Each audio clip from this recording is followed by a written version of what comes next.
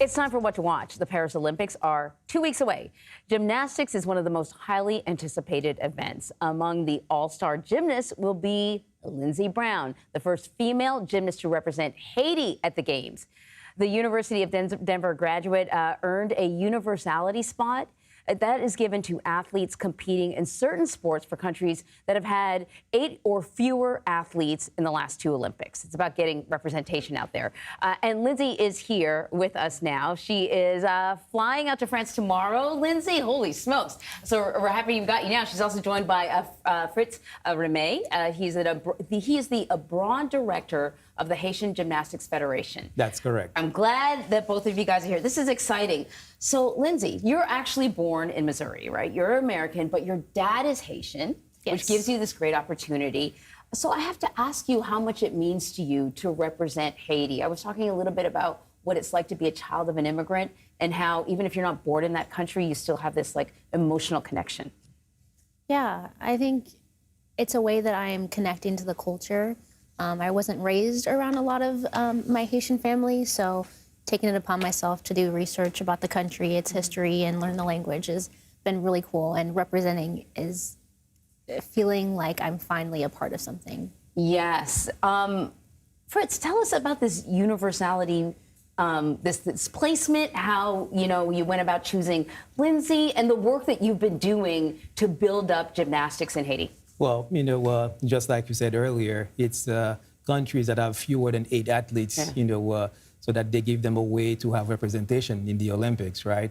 So one of the things that they look at, is for us is to submit names, right? When we submit the names, then they look at different things, the level of technical, the technical level of the athletes. And right, Lynnzee, for the past 18 and 24 months, she's been going, around competing for Haiti. Yeah. And she went to the first one to went to the World Cup as well. And I think she finished number 10 on vault as well. So looking at all that, they see out of all those different nations who would be the most, qualified, right, most with the, the technical level, yeah, high enough to be in the Olympic. So that's why they chose it. So this is not a pass. Yeah. You have to be Olympic level to get this, right? Exactly. They're not doing Haiti any favors here, exactly, right? Yes. Haiti is going through a tough time. We've done a lot of coverage of the violence that has been taking place, the political instability. This is going to sound like an odd segue, but you know about tough times.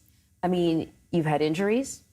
Your mother passed away in 2019. I'm sure you would have loved to have her in the stands as you compete, as you fulfill this dream. I want to talk to you about, you talked about, sort of the connection to Haiti, but how important is it for you to show the rest of the world that Haiti is more than just what you see in the headlines? Yeah, from some of the things that I'm trying to learn about the country, they are strong people. Mm-hmm. We are strong people. Mm-hmm. Even from the infancy of the country, I'm really just trying to show that we are here, and there's so many great things, and Fritz reminds me of this constantly, that we are trying to put a new light on Haiti and all the things that people of Haiti can do, and yeah, I'm just very honored that I've been chosen to be in this spot and represent the country. How have you gotten over some of the challenges to get to this level? Landing on family. I took a lot of time to not bottle things up and reach out to people, and community is where you kind of get that solace and emotional needs met. So my family has really helped me through that. That is, what you just expressed, I think is really moving. There's been a lot of talk about Olympic athletes and how we have treated Olympic athletes, and we have focused on the physical and not on the mental, even though we know that mental stamina is a huge component of what makes you guys champions. It's good that you feel that you can speak about mental challenges as well.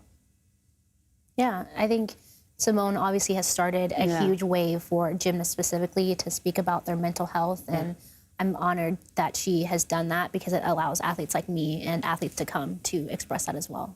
Fritz, we're going to run out of time, but I want to kind of give you the last word. What do you want people, when they watch her compete and representing Haiti, what do you want them to be thinking about when they think of her and then when they think of Haiti? One thing that they would need to look at is that not only the Haitian people is proud of, they're proud of Lynnzee, but American people should be proud as well, right? And then what we want to do is to shed light to the number of kids that are inspired by Lynnzee, by Simons, and other people that are not able to afford gymnastics.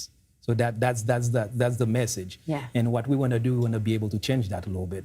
We want to be able to bring gymnastics to Haiti, and the number of centers. Who knows? We might have the first gymnastics centers in Haiti. That would be Lynnzee Brown Gymnastics Center. Oh yeah. Just like Naomi Osaka is doing right now. She's got a tennis center in Haiti named Naomi Osaka's Tennis Center.